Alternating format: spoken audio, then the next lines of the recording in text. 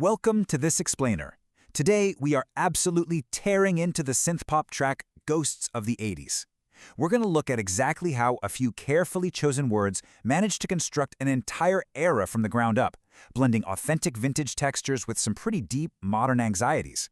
So let's just dive right in and uncover the true anatomy of nostalgia. The song drops us immediately into this incredibly moody, hyper-stylized aesthetic. Neon lights reflecting off rainy streets. It's just so cinematic, right?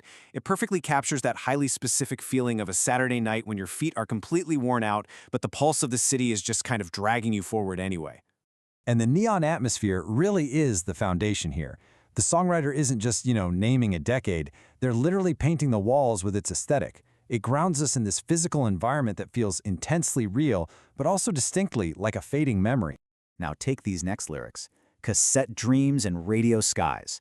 This brilliantly establishes an idealized, never-ending urban dreamscape that is entirely anchored by the analog media of the era.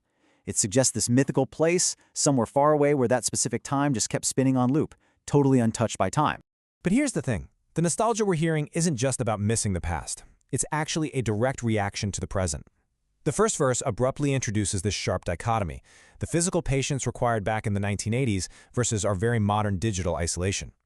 Think about the sheer physical patience we used to have, waiting by a tethered telephone, literally staring at a hallway wall, just hoping someone would call. Now contrast that with today's instant communication. No blue ticks, no endless scroll. The songwriter uses the modern, everyday anxiety of read receipts to highlight this really deep yearning for a slower, simpler kind of anticipation. Moving deeper into the verse, the songwriter starts cataloging these very specific, tangible artifacts. Polaroids fading in a drawer, names scrawled on the back in ink, memories trapped in silver frames. We used to literally hold our memories in our hands. And the tragedy embedded right here is the harsh realization that these physical touchstones, they're never coming back. But it wasn't just about the objects we held in our hands. It was about where we actually went to feel alive.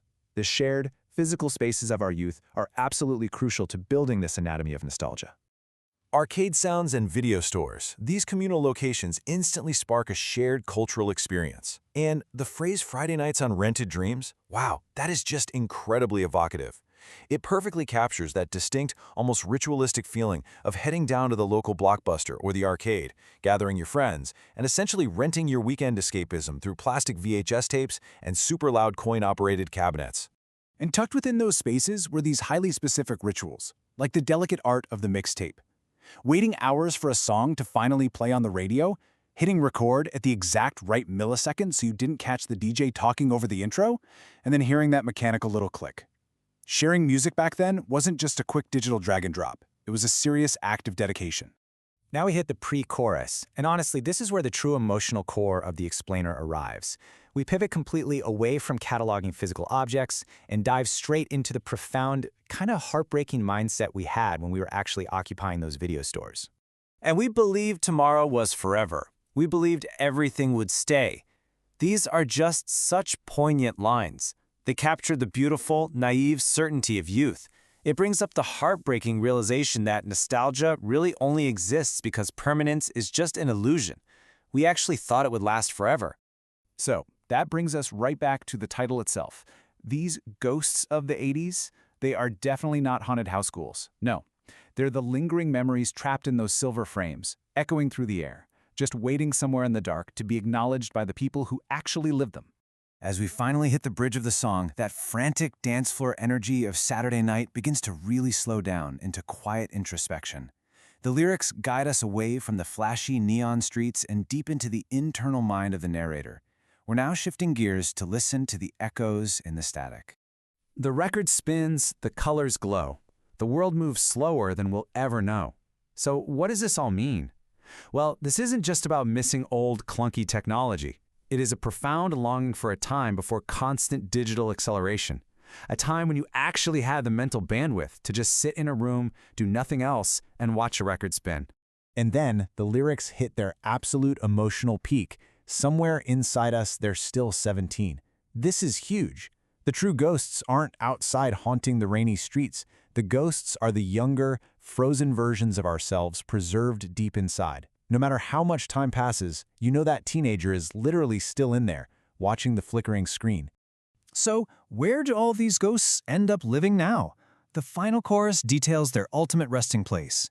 They're floating through the haze. They are pictures in the static from forgotten days. But most importantly, they are living in the silence after every song. I just love that.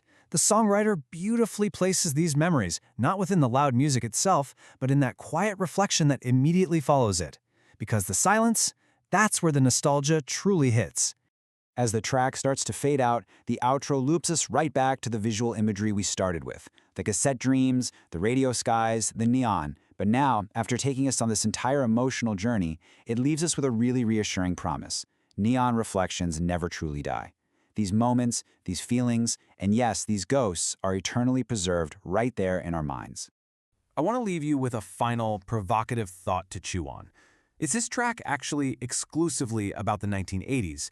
Or are these ghosts just the universal feeling of a youth that never truly dies? Sure, the aesthetic is wonderfully tied to cassette tapes and arcades, but that shock that tomorrow wasn't actually forever, that is something absolutely every generation faces. The props change, but the ghosts, they remain exactly the same. Thank you so much for joining me for this explainer. Keep asking questions, and I'll catch you next time.